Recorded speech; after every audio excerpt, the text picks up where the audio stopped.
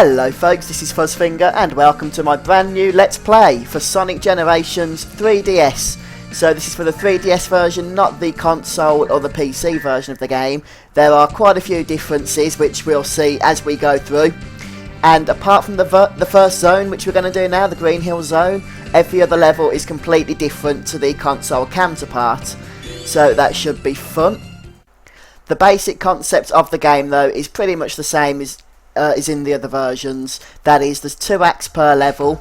The first you play with classic Sonic or old Sonic, and then the second you play with modern Sonic. Unlike the console version of the game, there's very little difference in the levels themselves. Even the modern version of Sonic, you pretty much play from a side-scrolling perspective. Now this is actually going to be my first Let's Play for a 3DS game. And I know Sonic Generations came out last year, but this is really an experiment more than anything else for when newer games do come out, so that I can have the setup ready. But I will be going for a full Let's Play anyway, and it's a little bit frustrating there's no video out on the 3DS console, but hopefully the quality's not too bad, and at the very least I can capture the audio through the headphone jack. So at least that's something anyway. If you want to know more about the setup that I'm using to get this recording done, then feel free just to drop me a comment, and if enough people want to know, then I might just make it public. It's no big secret or anything, I just can't be bothered to go through it all if people don't really care. Anyway, so this is the first act of the first zone, and I'm just getting a little bit used to playing the 3DS while it's set up as it is, which is basically in its cradle on the desk with the camcorder in front of it. It makes it a little bit more awkward to play since you can't really get your hands around it as you would like, but fortunately this is a nice easy level to start off with, and we get a C rating, which isn't particularly brilliant, but hey, we got through the level.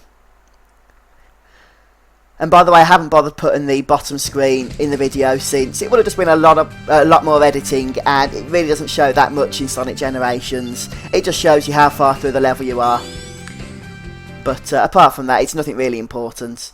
Now, as I was mentioning, it is still side-scrolling with modern Sonic. There are a few subtle differences. You do get the new soundtrack as well. But it is pretty much the same. The main difference is with the gameplay mechanics. Instead of the spin dash, you have the Sonic boost, as you can see there.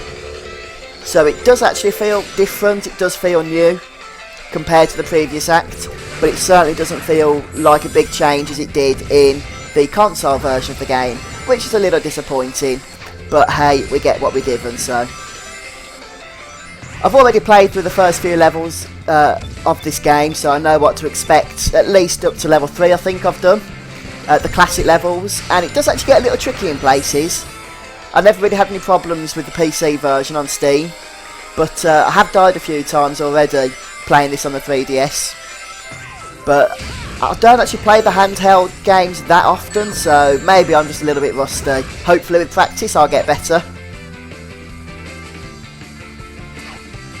And once I finish this Let's Play, I'll give you my verdict as to which version of the game I do prefer, since as I mentioned they are pretty much completely different set of levels and everything. Most people will say that the console version is by far the superior version, although I have heard a few people say they do prefer the handheld version. And you get special stages as well here, which you didn't get in the console version of the game. Speaking of which, we're going to have our first special stage now. And the special stages themselves are slightly based, I would say, on the ones from Sonic 2. But instead of collecting rings, you have to collect the balls. A bit like, was it in Sonic Colors as well on the Nintendo DS? It's not the same as that, but it's similar. The basic idea is that you have to catch the Chaos Emerald, which is running away from you at high speed. And this is actually a particularly easy level, as you would expect for the first one, so you can use your boost gauge as well once you've filled it up a little bit with the balls.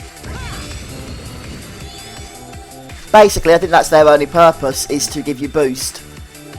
You don't actually need to collect them to score any points or anything. If you don't collect the Chaos Emerald within the time limit you can see at the top of the screen, then it's tough. You have to restart the level. Of course, in the later special stages, you do get bombs and stuff, which you have to avoid, since they will slow you down.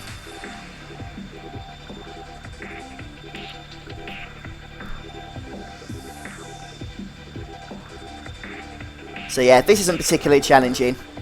I'm not sure what these things do. They give you more boost speed or something, but they look like a good thing to get. And there's the emerald.